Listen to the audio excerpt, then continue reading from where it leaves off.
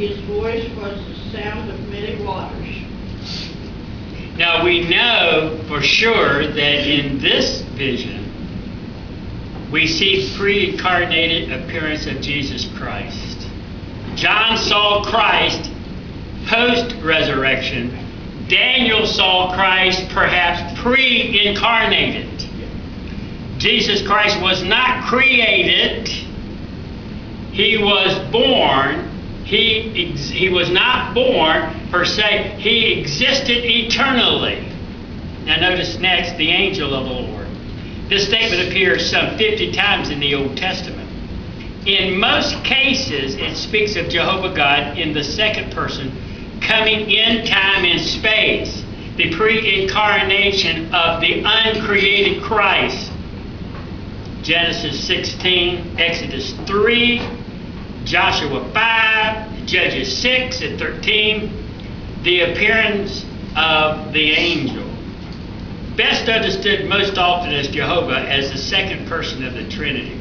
When the angel of the Lord appears, the thing he does most interesting parallels what Christ does for his church. The angel of the Lord in the Old Testament was the protector of Israel, and Christ is the protector of his church. The angel of the Lord came to reveal truth. He came commissioned Moses and Gideon and Samson. He came delivering his people. He came in Psalms 34 protecting his people. He came interceding for them. He came as an advocate in Zechariah 3. He came to Abraham confirming the covenant. He came to Hagar to offer comfort. These are parallel to what Christ comes and does for his church.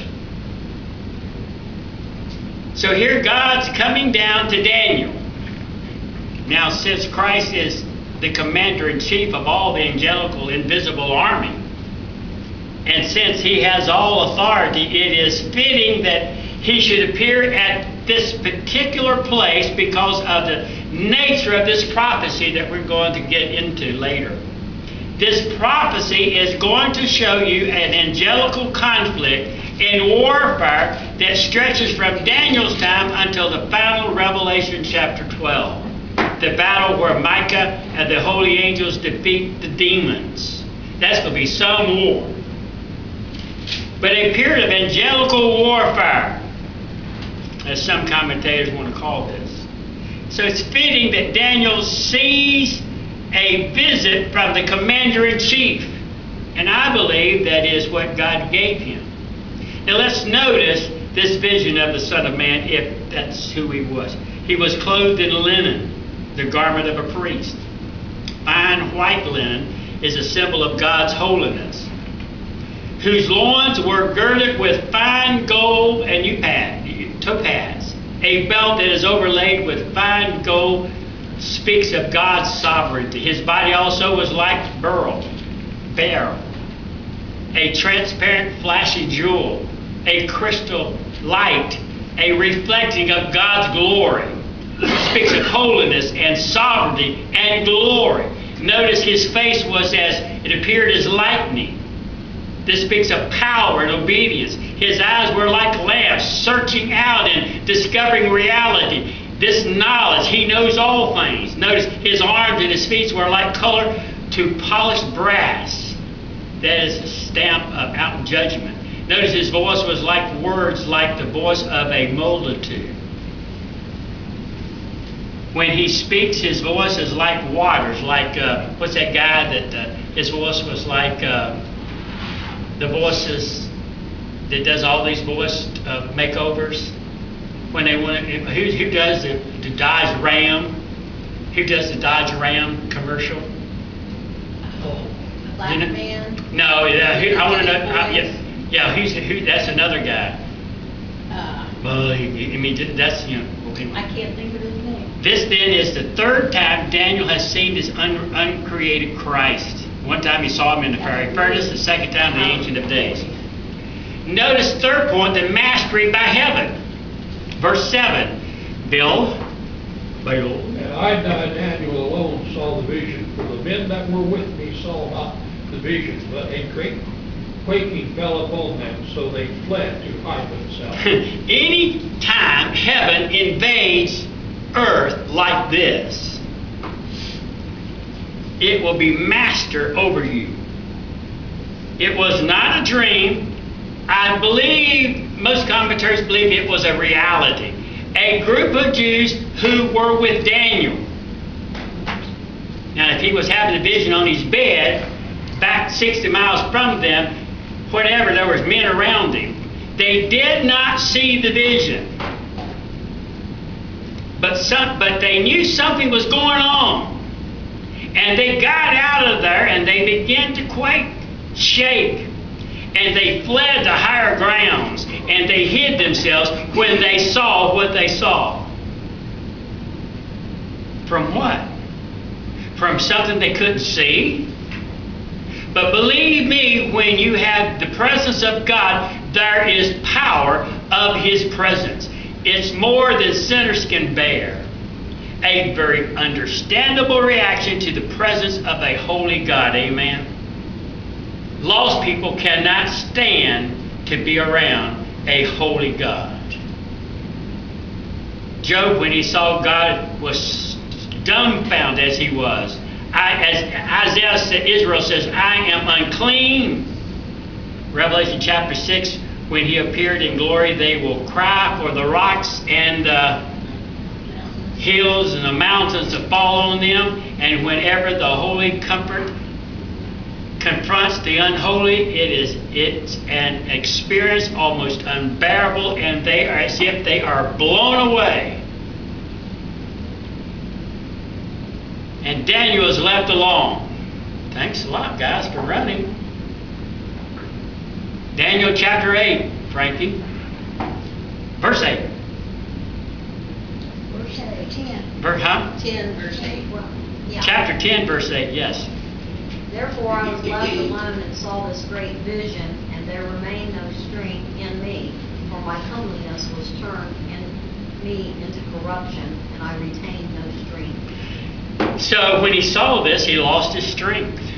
He turned the color of death, and he was powerless. Pure panic-faced. He was so afraid his strength was snapped in the presence of God. It's like walking through a cemetery and somebody gets up out of the grave. That'll do something for you. Charles? Yes. This puts me in a mind of when I was on the road hitchhiking in the Air Force. Yes. I always look for a cemetery if I'm called out at night to sleep in.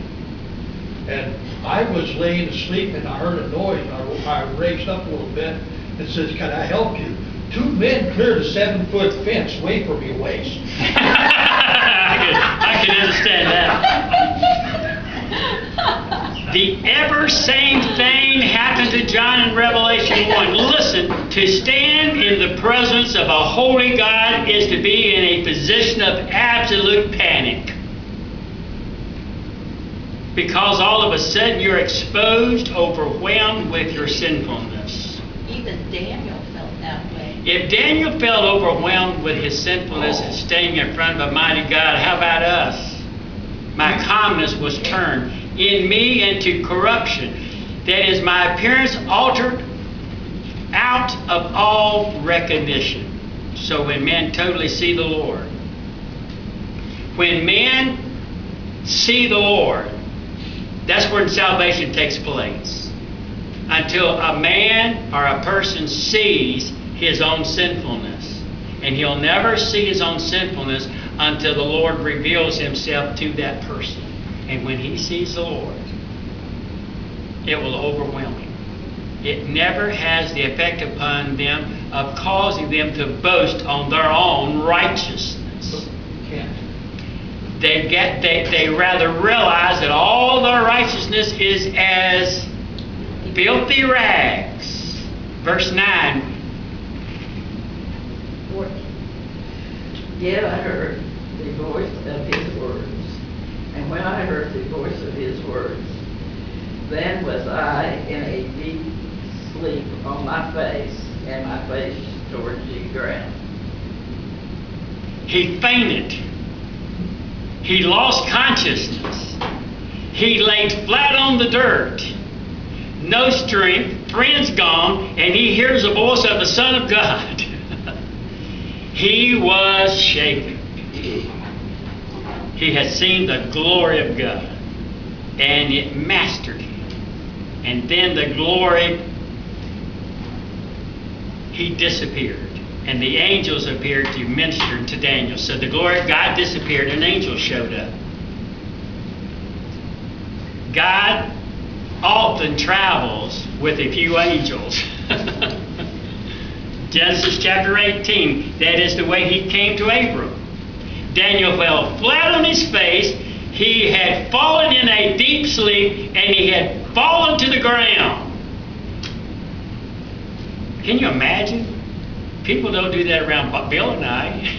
They see us, they just kind of say, oh. Anyway, all right. They usually look at me and laugh. Number 4, verse 10, Janet. Chapter 10. Chapter 10, verse 10. Verse 10. And behold, a hand touched me, which set me upon my knees and upon the palms of my hands. Now all of a sudden, here comes the messenger. You see, it is not a vision. It is really there. A hand touched me. And angels can take the form of a man. The angel sets Daniel up on his trembling hands and knees. I don't see any place where he left. If this was the Lord, I don't see where he left. Who left? You said he left, and The angel left. I don't see that in that verse 9. It's in between the black lines.